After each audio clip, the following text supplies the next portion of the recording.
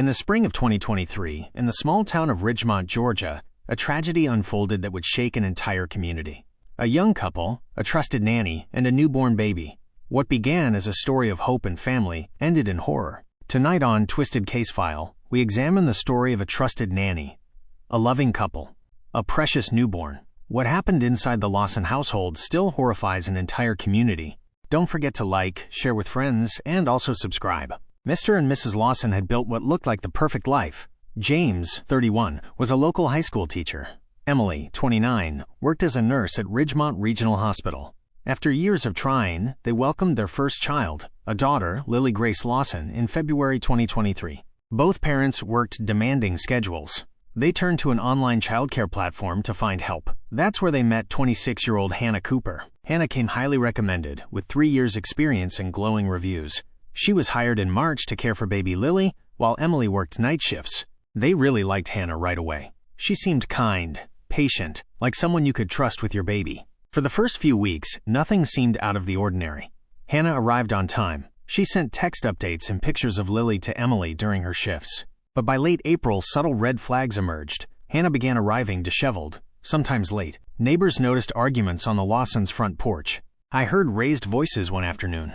I couldn't make out what they were saying, but it didn't sound good. Emily confided to a friend about growing unease. Still, she chalked it up to stress. After all, Hannah had never given them a concrete reason to doubt her. On the morning of May 12th, James Lawson left for school just before 7 a.m. Emily, finishing a night shift at the hospital, was due home by noon. Hannah arrived at 6:30 a.m. to watch baby Lily. It seemed like any other Thursday. At 10:42 a.m., a neighbor walking her dog heard shouting coming from inside the Lawson home. She later told investigators it sounded like a struggle. It was like a thud, and then silence. At first I thought maybe she'd dropped something heavy. At 11:05 a.m., Emily Lawson's phone received a text from Hannah. Everything fine. Lily asleep. It was the last message Emily would ever receive from her daughter's caregiver. When Emily arrived home shortly after noon, she found the front door unlocked. Inside, the house was eerily quiet. She called out for Hannah and the baby. There was no answer. Emily's 911 call at 12:17 p.m. would set off a chain of events that would shock Ridgemont to its core. "Caller, my baby, she's not breathing. Please hurry." First responders arrived within minutes. Baby Lily was rushed to Ridgemont Regional Hospital, but despite doctors' efforts, she was pronounced dead at 12:52 p.m. Hannah Cooper was nowhere to be found. An Amber Alert wasn't issued. Hannah hadn't taken the child. Instead, the case became a manhunt for an adult suspect. Within hours, deputies from the Ridgemont Sheriff's Office began tracking Hannah's movements. By the time paramedics left the Lawson home with baby Lily, deputies were already fanning out across Ridgemont. The name Hannah Cooper was broadcast on police radios, and detectives rushed to piece together what had happened inside the house that morning. We treated it like a homicide from the first minute. We had an infant dead under suspicious circumstances and a caregiver unaccounted for. Detectives secured the Lawson residence as a crime scene. Crime scene technicians photographed every room, dusted for fingerprints, and bagged potential evidence. A half-empty baby bottle, a broken mobile phone, and a nanny cam that had been unplugged and tossed under the couch. Investigators obtained a warrant for Hannah's phone records. Cell tower pings showed her driving south toward the Georgia-Florida line minutes after Emily dialed 911. At 3:40 p.m., Florida Highway Patrol stopped a silver Honda Civic matching Hannah's vehicle description near Lake City. She was alone. According to the arrest report, she appeared disoriented and had minor scratches on her forearms.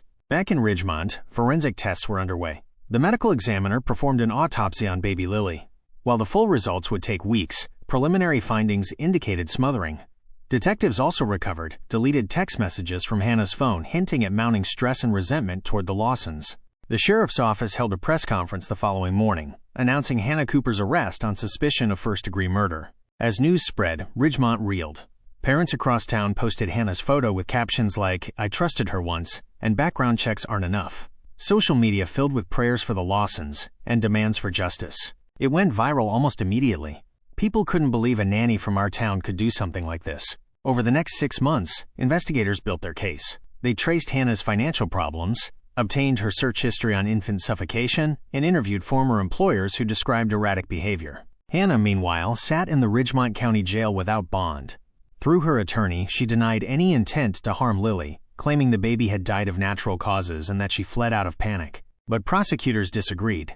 In December 2023, a grand jury indicted Hannah Cooper for first-degree murder and aggravated child abuse.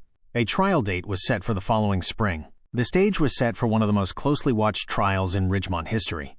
On April 2, 2024, almost a year after the death of Lily Lawson, the case of the state of Georgia versus Hannah Cooper went to trial. For weeks, the courthouse steps filled with news vans, community members holding signs, and a family seeking justice. Prosecutors painted a picture of a caregiver who cracked under pressure. They told jurors that Hannah Cooper smothered Lily out of frustration and tried to cover her tracks by unplugging the nanny cam and fleeing across state lines. This defendant betrayed the ultimate trust. She took the life of a defenseless infant entrusted to her care. The state's case relied on three pillars: forensic evidence, digital evidence, and testimony from experts and former employers. Forensic analysts testified that Lily's injuries were consistent with smothering and not with any natural cause.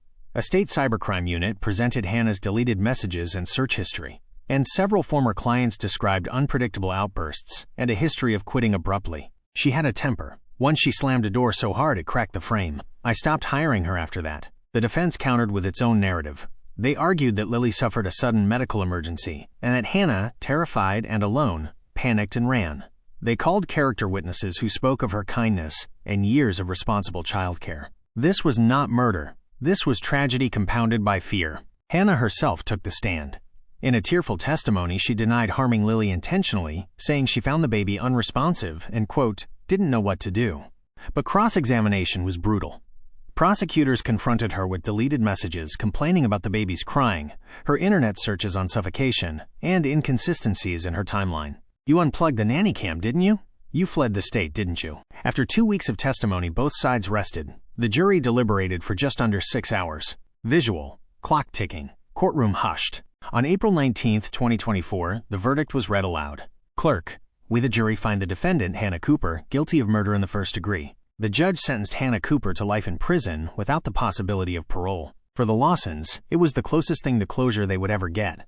For Ridgemont, it was a case that changed the way families thought about childcare. With the trial over and a sentence handed down, life in Ridgemont slowly moved on, but it would never be quite the same. For James and Emily Lawson, every day was still marked by the absence of their daughter. There isn't a verdict or a sentence that brings Lily back. We just hope sharing our story will protect another family. In the months following Hannah Cooper's conviction, the town rallied around the Lawsons. A playground at the local park was renamed Lily's Garden, and a scholarship fund for neonatal nurses was launched in her memory. State lawmakers also took notice. In 2024, the Georgia legislature passed a bill requiring more rigorous background checks and mental health screenings for childcare workers. It became known locally as Lily's Law. National child safety advocates pointed to the case as a reminder that credentials alone aren't enough, that ongoing supervision, communication, and support for caregivers matter just as much.